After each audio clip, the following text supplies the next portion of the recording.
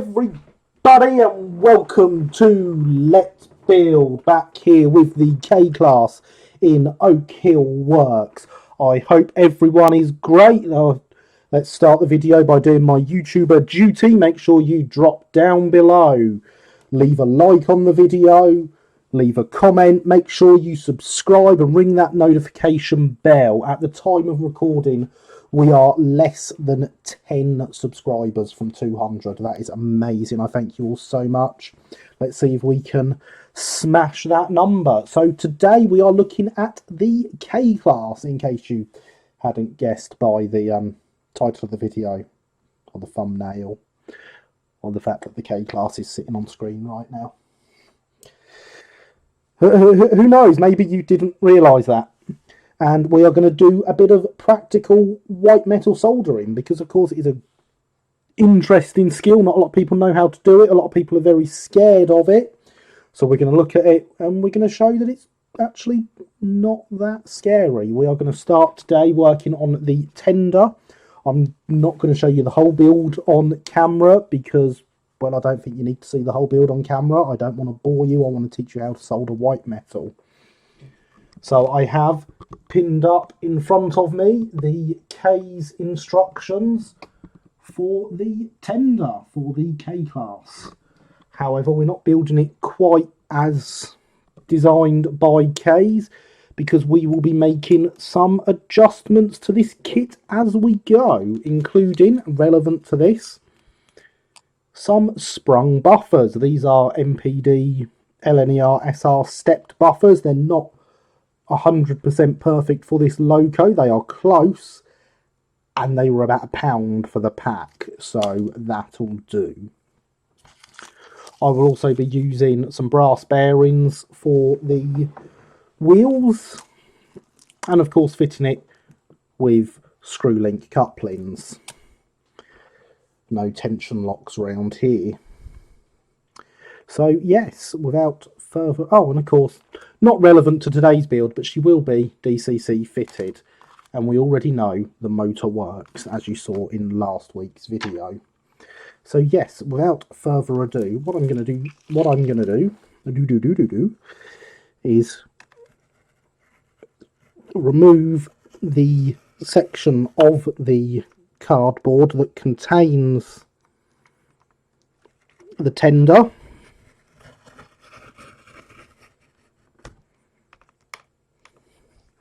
Quite thick cardboard on these K's kits, so it can take a few goes with the knife to get through.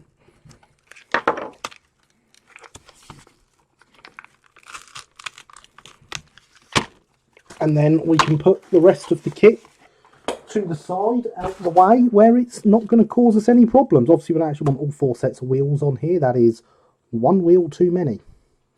And the other wheel, of course, being for the pony truck at the front of the locomotive.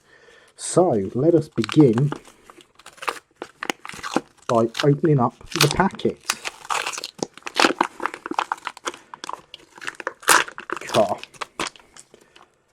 Tell you what, that's the first time I've opened a K's kit, and it's been that easy to just peel the plastic off. Normally it is completely stuck to the cardboard and you have to really just cut round the individual pieces to get these off. Obviously that is not the case this time. So we have the K's wheels. Not everyone is a fan of these. I know they have caused many a problem in the past, but for our purposes this set looks okay. So we shall be sticking with them. We've got 2 sides. We've got the front of the tender, which includes the pin dropping down to connect to the loco. We've got the rear of the tender with the holes for the coupling and the buffers. We've got the top of the tender, the back of the coal space, and what I can only assume is the tool tray for the fireman to put his shovel and stuff in when he's not using it. I'm sure someone out there in YouTube land will correct me if I'm wrong. After all, if YouTube's good at, if the YouTube comment section is good at anything, it's correcting people. Take that, YouTube comments. So first thing we're going to do is take our knife and just clean up a bit of flash that the kit has on here into the hole, into the coal space. That looks much better now. Everything else actually looks quite good. I'm rather impressed with this. The top of the tender needs bending to shape, but it already has a crease in it for us to follow, and then the tender sides have the line for us to follow here, so it's nice and easy to do that. So why don't we start with that as our first bit to solder. First things first, we're gonna get our soldering iron and turn it on to its lowest setting, which in this case is 200 degrees. Ideally I'd like it cooler than that, but it'll do. Let's clear all these paints out the way. You can tell I've been streaming recently, can't you?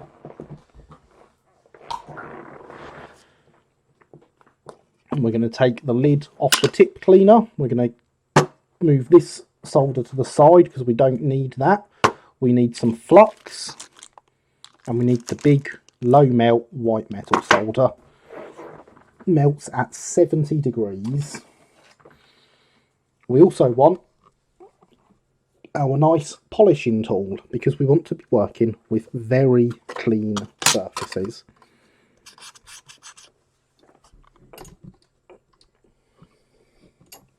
If I just position you there, you can see I'm just polishing up along the edge here.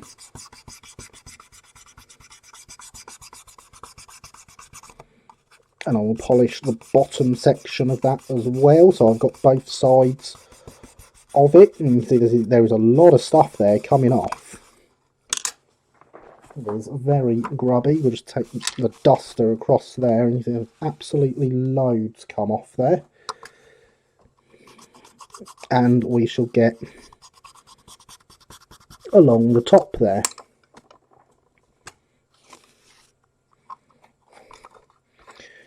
So we will also polish this section.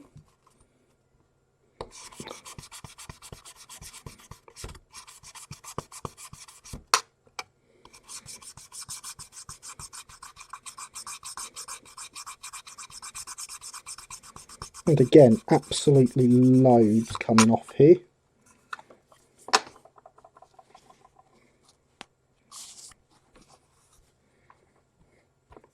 And just along the side. So you can see there where I have polished and just how shiny that is compared to the rest of the Whitemetal section. And again on there, ready for us to solder the two parts together. So what do we need to do for that? We need to take our flux, which is here. We need to take the lid off that, and this is where it would be wonderful if I hadn't lost the world's most famous pin. One day I will find it. That will be a great day. Today is not that day. So instead we have a bit of brass that I can use to scoop up some flux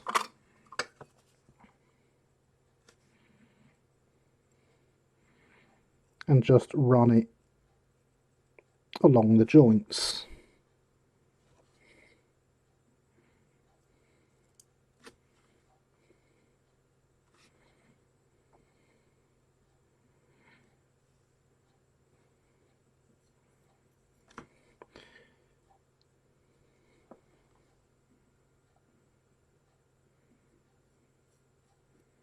So that is that bit rather nicely fluxed up.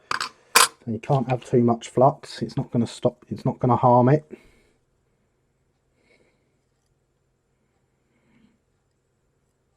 And we're going to put some flux on here too.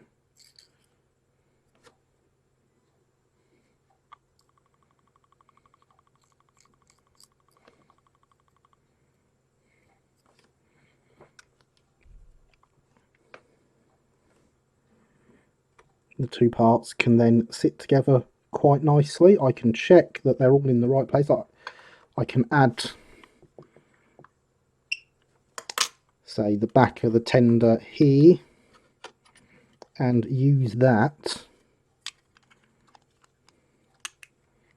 to ensure the parts are sitting square, which they are. If I grab my soldering block, I can balance all of them together quite nicely and make sure everything is in the right place. So now, with the soldering iron showing us it is nice and hot, we can take our Whitemetal solder out of the pack, which for some reason has really small tabs and it's quite hard to get into.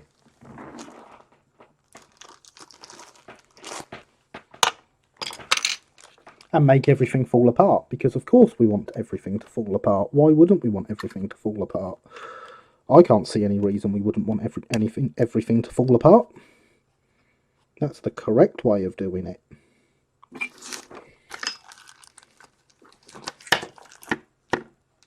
And then with our iron, amazing, you can almost hold this whilst you're doing it because of how low heat everything is going to be. When soldering white metal, you do not want much heat. So I can hold that with my hand, pick up some solder off the block there,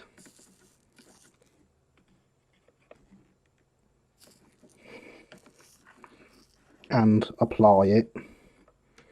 There's also quite good practice to have a separate tip for your soldering iron for white metal soldering, so that you're not getting loads of normal solder all over it. Keeps the tip clean, keeps the right type of solder on it, in this case being 70-degree solder, which means you can basically melt this solder down with a kettle if you wanted.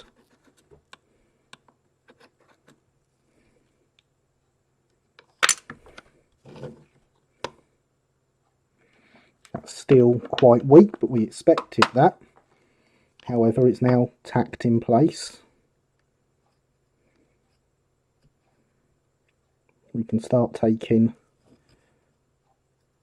some bigger blobs of solder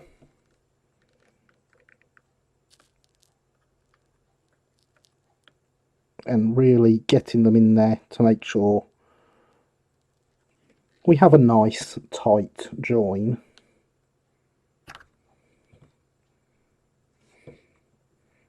Of course, that means you have to actually be able to pick up these big blobs of solder and they're not just staying on the block.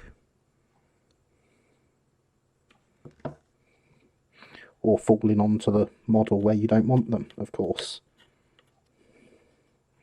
This is how soldering goes. Everyone knows it. But you see, it's not the neatest of lines, but this is why we're working on the inside of the model. It doesn't matter that the line's not too neat. What matters is that it's strong.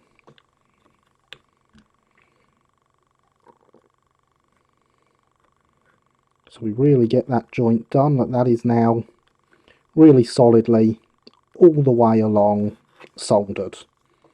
Of course, because we've done it on the inside, on the all-important outside, you can't see any mess. It's not there. Clean off the iron, and that is how you solder white metal. We can slide the back in place. Make sure everything fits together still.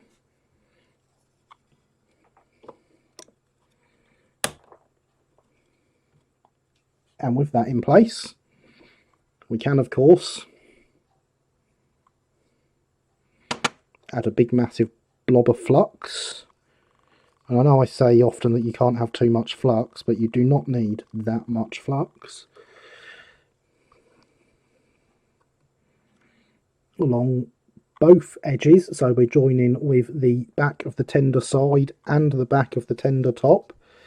The flux will go some degree into helping hold the model together as well whilst you are soldering it. If you use something like I do, where it is a nice solid flux, which is Fry's Power Flow Flux, that is what I use. I am not sponsored, that is just my recommendation. I find it great to work with.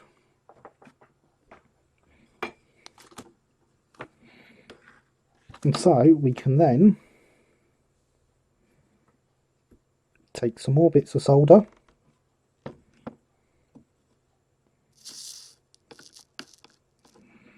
and start tacking this together.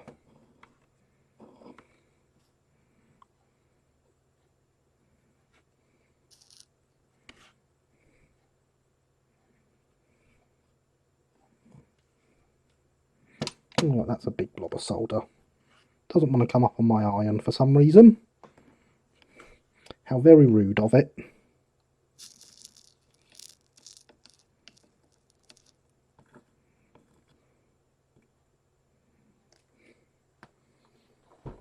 But of course, with a loose blob of solder like that, the fact it doesn't want to come up isn't the end of the world. We can move it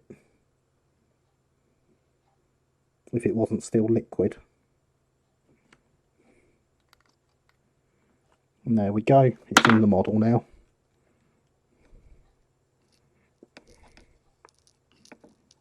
Now it doesn't need to stick to my iron, it needs to stick to the inside of the tender.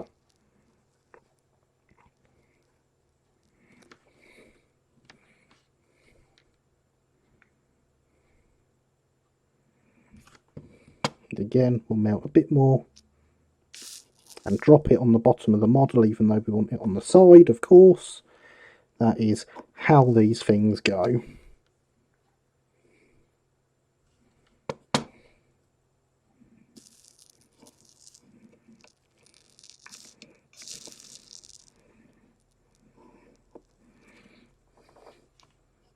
And so there we now have some nice joints between 3 bits of model.